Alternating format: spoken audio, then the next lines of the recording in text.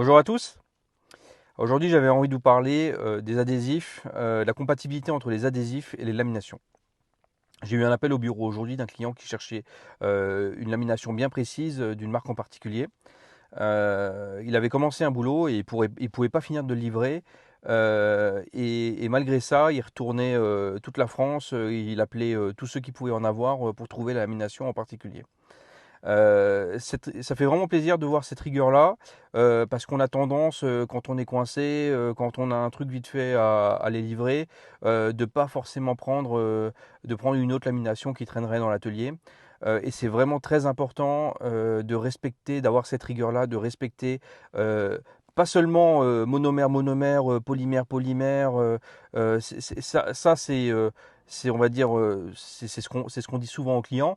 Mais en fait, ce qui est important, c'est monomère avec la lamination qui a été recommandée par le fabricant en monomère et polymère avec la lamination qui a été recommandée par le fabricant en polymère. Alors, qu'est-ce qui est important? Le paramètre le plus important dans cette compatibilité entre les adhésifs et les laminations, ça va être la stabilité dimensionnelle.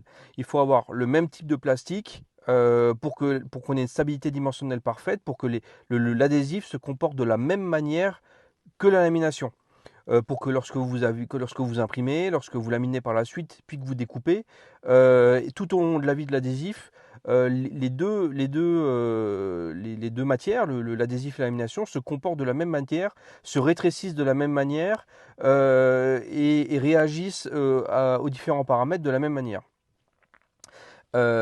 Et ça, c'est pour que vous ayez pas de décollement, pas de boursouflure, que vous ayez pas de défaut après votre pose. Donc déjà, ben, on fait tout ce qu'il faut pour réduire le SAV, mais ça c'est le premier des points.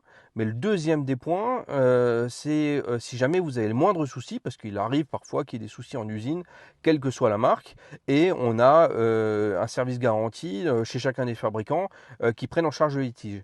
Si jamais vous n'avez pas respecté l'adhésif avec la lamination et vous avez mélangé les marques, le litige n'est pas recevable. Alors que lorsque vous vous amusez à faire des horaires sur une vitrine, c'est une chose.